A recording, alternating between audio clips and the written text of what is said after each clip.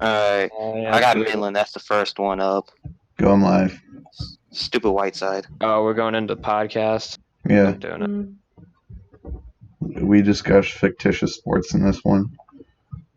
Hello, ladies and gentlemen, and welcome der Sports Desk. We discuss fictitious sports in today's episode, as the Gold Glover 9 Team Builder Dynasty is back into being a thing. We should probably change Discord channels because Sharpie and whoever that random guy is sort of just sitting there.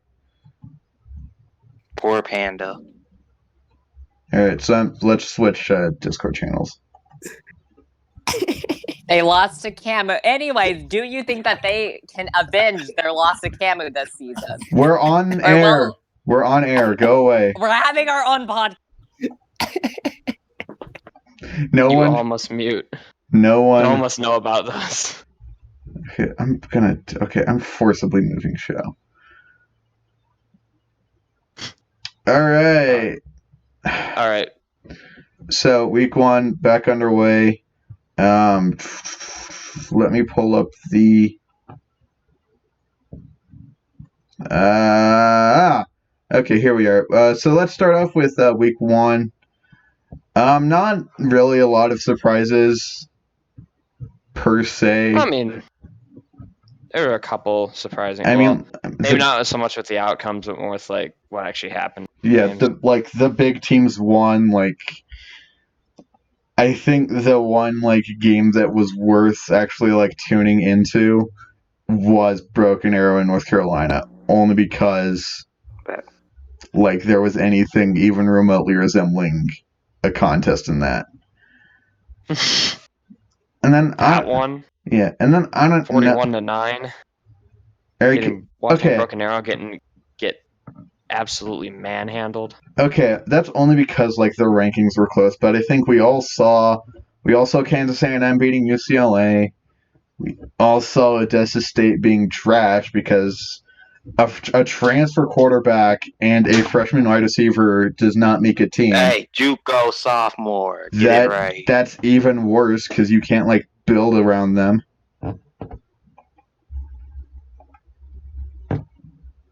I thought the best game of the week was the Mississippi State ACU game.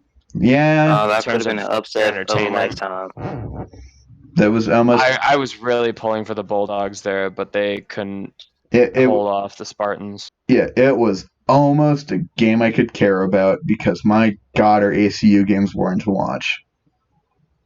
Because their non-conference schedule is never tough except for that game.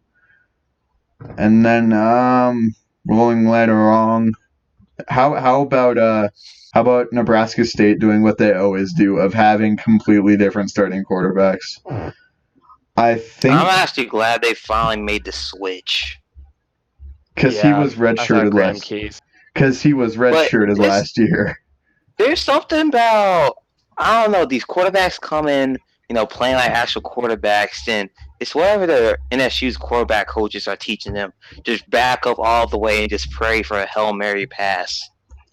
Yeah, it's ridiculous. Quarterback coach teaches them to take a few steps back and then roll out to your right. Yeah. And just pray to God that someone's open. Yeah, it's ridiculous. I mean, Oregon State should have won the game. Personally, I cannot believe Nebraska State came back. And then Oregon State with that Hail Mary at the end, it was insane.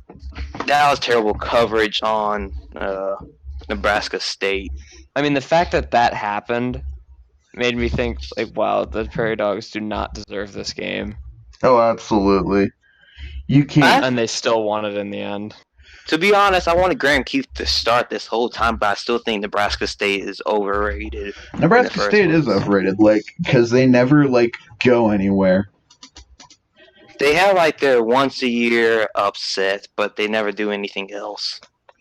Yeah. In other news, Ardmore. I mean, I think Arkansas State put up a fight, but it didn't really translate into the scoreboard that much. Our Arkansas State for put them. up a fight, he says, in a game that was 42-10. I mean, if you watch the game, Arkansas State was moving the ball, but they could never really score. Yeah. Yeah, they couldn't capitalize. Ardmore I with mean, some they're good... not a bad team, but Ardmore's defense made the plays where it counted, Yeah. and that's I think Hicks what is a won. good quarterback. Yeah, and Yeah. that like freaking Hydra that team has in the running game. Yeah, it's... I A think literal Hicks Hydra. could be. I don't see him being a day one pick, but I see him being like a 3rd to 6th round pick. He's an depending on easy how the day 2 season pick goes. for me. Yeah, I'll probably take him 3rd round. I'll take him over Street, to be honest. Oh, Yeah. and do you guys want to talk about the TCU Odessa game? I mean, Sure. what really is there to talk about with it? It was... Paris Austin almost having a 200-yard game Yeah. in his first Division I game. Yeah, Paris Austin debuts has almost a 200-yard game, but it does not show. Truly the Russell... He almost had another touchdown, but he got caught from behind. A good amount of that, like at least about 130 of that was in garbage time back when TCU pretty much had it won. Yeah. Hey, stats are stats. I mean, Sean Robinson was carving that defense the entire game. Paris Austin is like beast. Paris Austin is the Russell Westbrook of the Big 12, and you can't convince me otherwise. It's fine, guys. It's just as long as Paris breaks 100. Yeah, it's fine as long as Yes. Paris keeps getting Gets 100 ridiculous and a numbers. touchdown. As long as he gets his stats this year, proves that he's a good receiver, and then we could build up the team around it. But you gotta admit, with Braxton Austin Sr., the receiving core did look good with Doug Williams out there. He looked pretty good out Wyoming, the freshman. No one cares about that. What's the word I'm looking for? Corruption at Odessa No, State. I think ACU's the corruption. We got a question. Shut up. We have fan interaction. Big Geo asks, what do y'all think of Jay Balmer on Shreveport? I think Jay Balmer has quietly been one of the better wide receivers in the conference. No, he's a tight end. Oh, but still, he's sneakily one of the best pass catchers in the conference. Yeah, he's really underrated. I mean, Shreveport doesn't get a lot of attention, but he's a quality player. Yeah, and was it Shreveport? Shreveport did not have transfer. They did not have a game week 1, but they had one week 2. We'll discuss that game later on. Quarterback transfer, Kerry Ashley from Oregon. However, week 2 is when we'll cover them because they did not have a week. But I think just to put it out there, the Canatella to Balmer connection might be one of the most criminally underrated quarterback receiver duos in the conference. I think Balmer, by his senior year, I think he could be a pretty good, tight end, maybe one of the best in the country, depending on the quarterback situation. Balmer is easily a solid 4th to 3rd round pick for me. He's just a solid tight end. And another tight end that had a really good game. Week 1 was Camus Nolan Keck. In their dominant win over UCLA, he had, I think, a 1 touchdown pass, right, to him? Yeah. I believe so. Now, Nebraska State, not Nebraska State, Kansas A&M. I adore this team now. They're just so much fun. They're so methodical, and they just kind of scheme guys open. Yeah. They're really entertaining to watch them just kind of outsmart their opponent, As someone who has put a terrifying amount of time into Hearts of Iron 4, it is very fun to watch Kansas A&M games. Because, UCLA could never really get going. The defense was smothering. The offense was efficient. You gotta see how them fall. I would probably say UCLA is still a top 25 team, but you gotta see how much they have fallen in the past couple of years since facing Denver Tech a few seasons ago and just getting blown out. Yeah, time has not been kind to UCLA. But real quick, one of the better names in college football in Diamond Lee. That dude was set up for failure with that name. Diamond Lee. You cannot come back from being named Diamond Lee. Ooh. All right. We got a couple more games from week 1. We got Army losing in blowout fashion to Midland State. You want me to take the stats for this one, or you got yeah. You can take You want- stats. All right, I got it. All right, so Midland beat Army 55-24. I was highly disappointed, but I thought Army had a chance. But on the first downs, Midland State won the battle. 27 first downs, and Army had 15. But Wow. Midland had 477 yards of offense. Army had 337. Midland, a team known for being more pass out, but they're becoming slowly a balanced team. They had 273 yards, 6 touchdowns for 53 carries all combined. Army had 36 carries for 160 yards, 3 touchdowns, and passing. Midland won 204. Army had 177, and Army for third down conversions was 7 and 13, 53%. But Midland, they went 10 and 14, 71%. Then they converted 1 first down. They were perfect in the red zone, going 6 for 6. Turnovers, Army had 3. They had 1 fumble loss and got intercepted twice. Let's pull up the quarterback stats right here. Hit the video. Kent Collins had 1 pass, 1 attempt, 1 completion for 11 yards. Dexter Whiteside, who the biggest choker in the conference, in my opinion. He kept his nose clean. Interception-wise. But he went 13 for 20, going for 193 yards, 2 touchdowns, 65 passing. But Tyson, 26 carries. Jesse Tyson.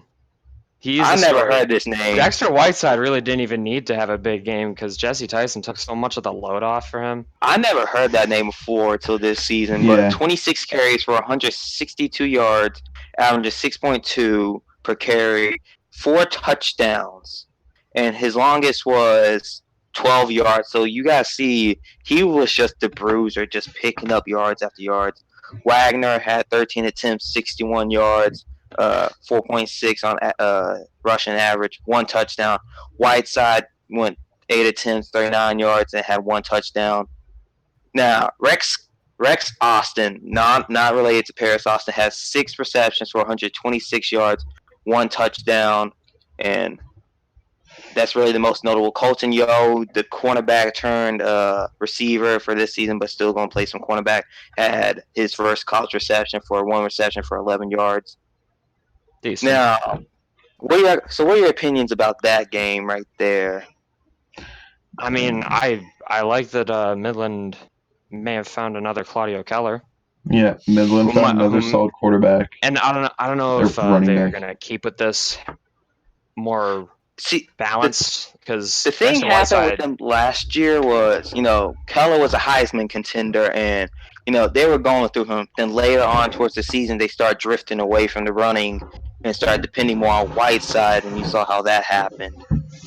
I mean, you gotta, if Tyson can be a workhorse, let him be a workhorse. That's all I'll say. Let him do his thing. Yeah. Then the last game is BYU and Amarillo. Good win for them. Yeah. Good win for the Armadillos. Brock Musselman-Era and Amarillo starts out with a quality win over the BYU Cougars. Rip Bollinger had a pretty solid day, 227 and 2 touchdowns. Didn't turn the ball over. Didn't.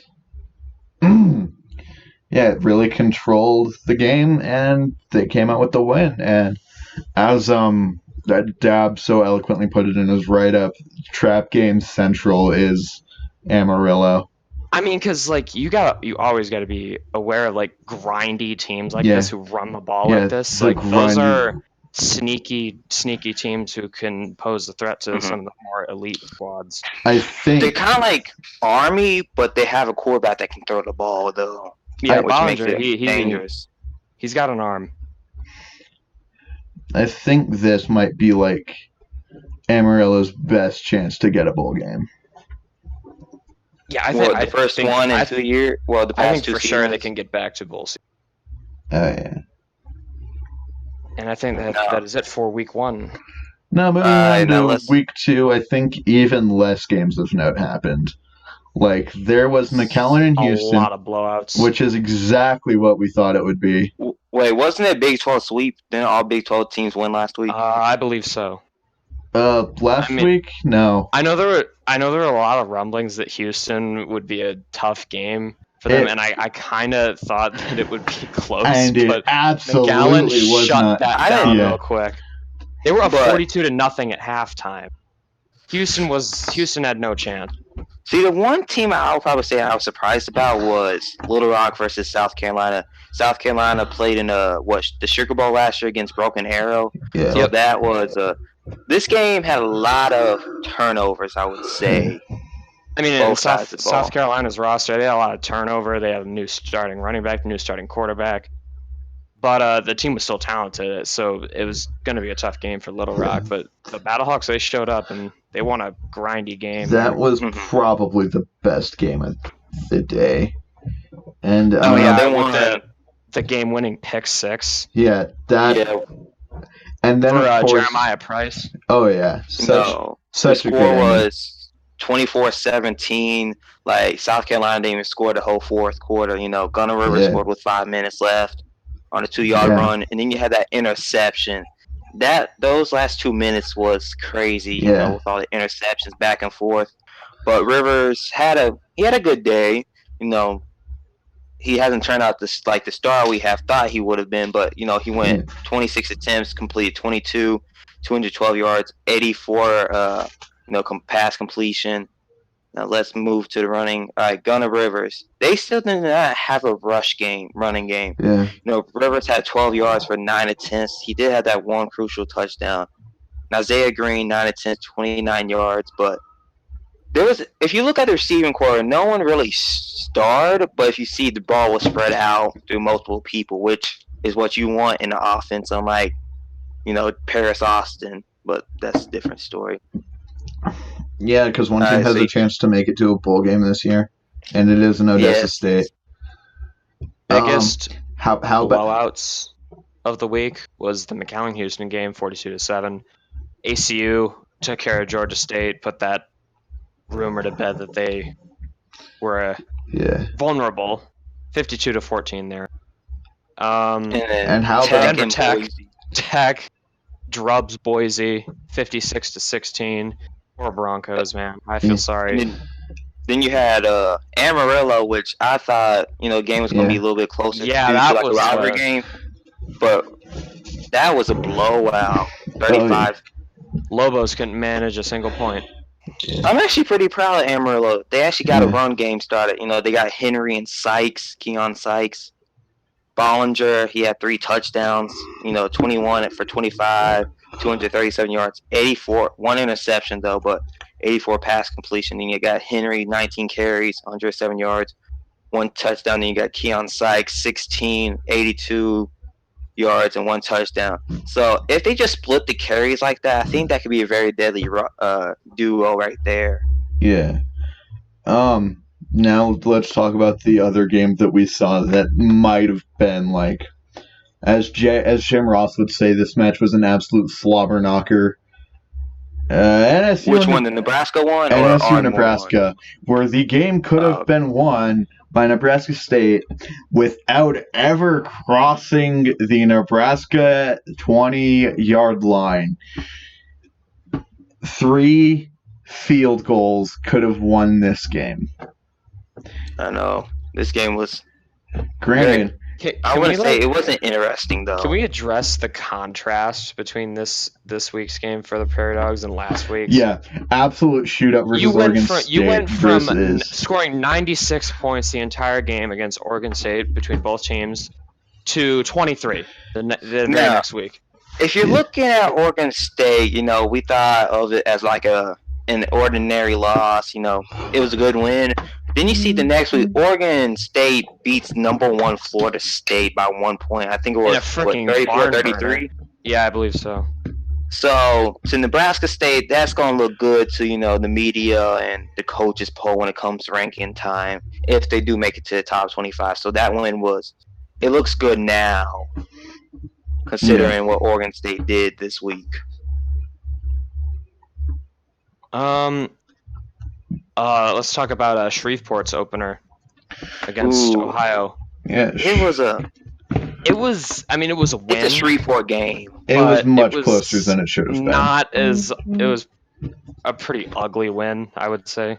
Yeah, And that's how Shreveport is. They're a very dirty team. Not like in that sense, but they get down and dirty, and I mean, but like the it's gonna coaching be very staff is ugly. looking for their transfer It's, quarterback Ashley to I get was a actually clean win.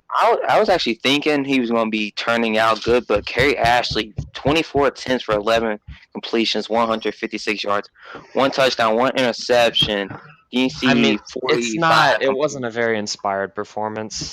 Now, the man I would probably say was it Skylar Riggins or I Seidel, forgot. Seidel. He had 27 attempts for 196 yards. He averaged 7.2 per carry, one that's insane. touchdown.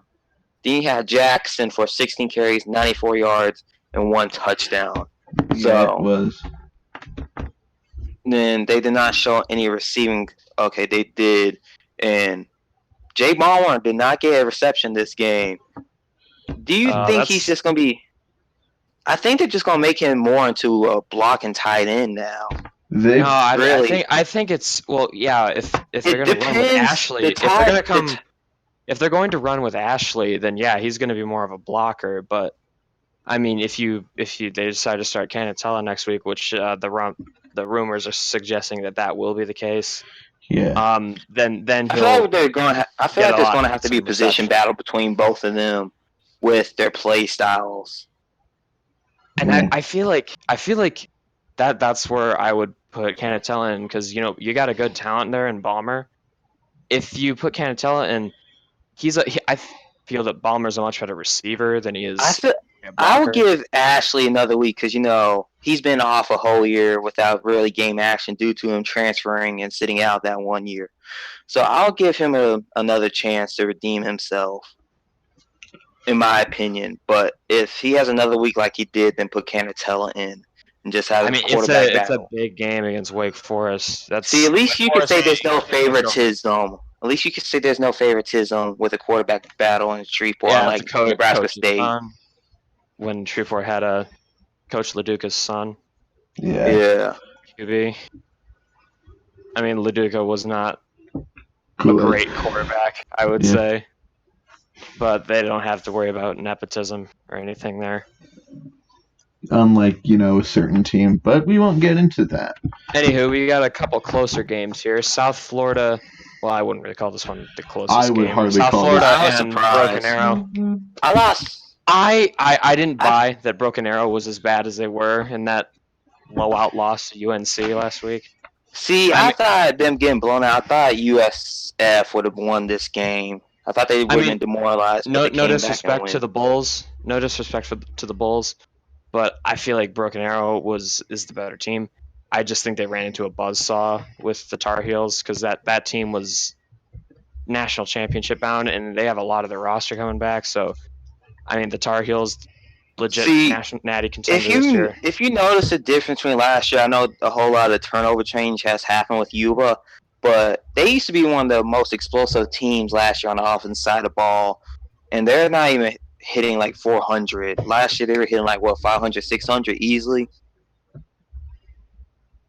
So this team's gonna have to be rebuilt again.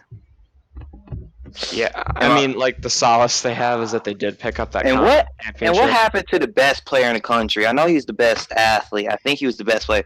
What happened to Lamont Christian? I dubbed him as the next, face of the Big 12 last year, but we saw what happened. 31 Well, attempts for 14 completions. He had 3 touchdowns, but 1 interception for 159 yards.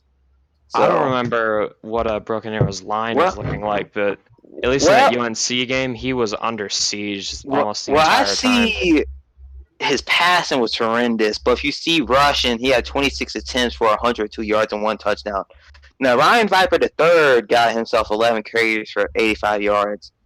There's been rumblings that he was upset last year with playing time, but with those stats, I think he shouldn't complain now. Now, Buchanan Simmons, 2 receptions for 35 yards and 1 touchdown. The best receiver in the country last year, recruiting wise, based on the rank. Yeah, Now, I think yeah. Uba is. I mean, they won their championship last year, but I I think the want window's closed now.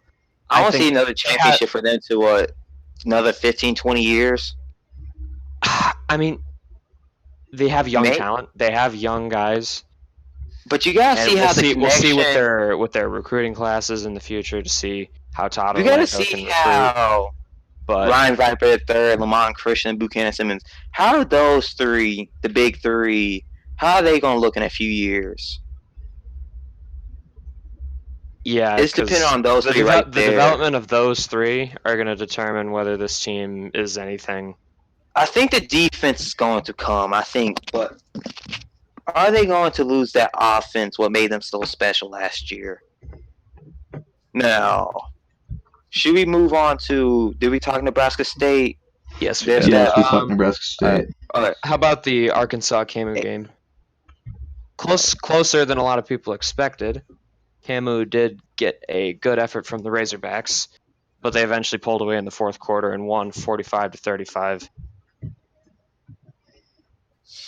I mean, That not nearly as dominant as their one against UCLA a week ago, but I a win honestly could is a see. win. Arkansas is not a bad team. I honestly could see Jace Freeman winning the Heisman. He almost had 300 yards passing on 17 attempts. He had 3 touchdowns through the air and 2 on the ground. I mean, can we appreciate how much the scheme fits with Freeman so much? Mm-hmm. Like he is in his element, and he plays like it. Like it's gonna take a mammoth of a defense to get him out of a rhythm. Now He's I have a new, kind of like a new segment. Freshman of the week or like the newcomer. Orpheus McConnell for ACU. He came in for Joe Russell with 19 attempts for 11 completions, 137 yards, 2 touchdowns, 1 interception. And then you see, hold up, let me pull it up. The rush. He almost had a 100-yard gain on 3 attempts with 93 yards, 1 touchdown. And his longest was a 78-yard touchdown. they might have something there. They might actually have a quarterback that won't be changing. Every year they have a new quarterback. That trend's going to continue on to They might next year. have But their guy for a few years. Orpheus, was he like 6'4", and he's got some good weight to him, and he's one of the fastest quarterback in the country. So, you think there's going to be a scheme change come next year? To fit more his play style. Maybe. I mean, if there's opportunities to get him more play time, yeah, put him in there. If you're blowing someone out, just put him in there, see what he can do. I think they might have found a gem here. Time will tell, but it definitely looks like he'll be a good one nonetheless. But should we go and preview next La- week's games? we Or got one wait, more. We got we do. Oklahoma and Ardmore. Okay, I forgot about that one. This one was I can't say I didn't expect this, but Ardmore's running game lives up to the hype. It's hard to stop because they have so many weapons. If anyone gets tired, they have a fresh body they can put in for 5 carries. I mean, they don't really need to throw the ball because there's so much talent there in that backfield. And it showed when they coasted to a 44-31 victory. The score looked close, but it really wasn't. Oklahoma scored, made it look closer in garbage time, but the Sooners really just couldn't keep up.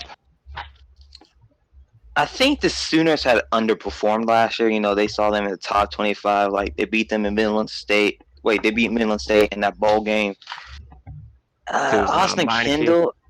Yeah, I'm not a big fan of Austin Kendall for Oklahoma. So that's their problem. We cover Big 12, not Oklahoma. So back to your regular televised TV program. Yeah, and I think that is it for week 2. So, All right, so I now our think first previews of the Oh. year, right? I don't know. I thought we were just. I Or thought we just doing recaps? I was just gonna do recaps. Hey, it's up to y'all. I'm just serious, so I don't get fined. Shut up! You're not a Hawks fan. But I'm a Marshawn Lynch fan, though. Well, that's gonna end it for us, my dudes. We'll be back with Team Builder on Sunday with the week 3 But recap. more importantly, And we have tomorrow, the fun one. We have Sports Desk tomorrow, the one where we Sports discuss Desk. actual sports. Sports Desk. Sports Desk that is real, talking about real sports that exist in the real world. and I will actually be here tomorrow. I don't know. We had a bet for about the sports Japanese show. college football, and I'm still not fully convinced that actually exists. I mean, I don't know if any of y'all watched that one, but it's so weird. It's What absolute we're gonna whack. cover tomorrow? We're gonna cover cricket. Cricket tomorrow. We're not covering cricket. We're covering the World Series of Poker. Okay, that's gonna be all for us. Thank you softball. and good night.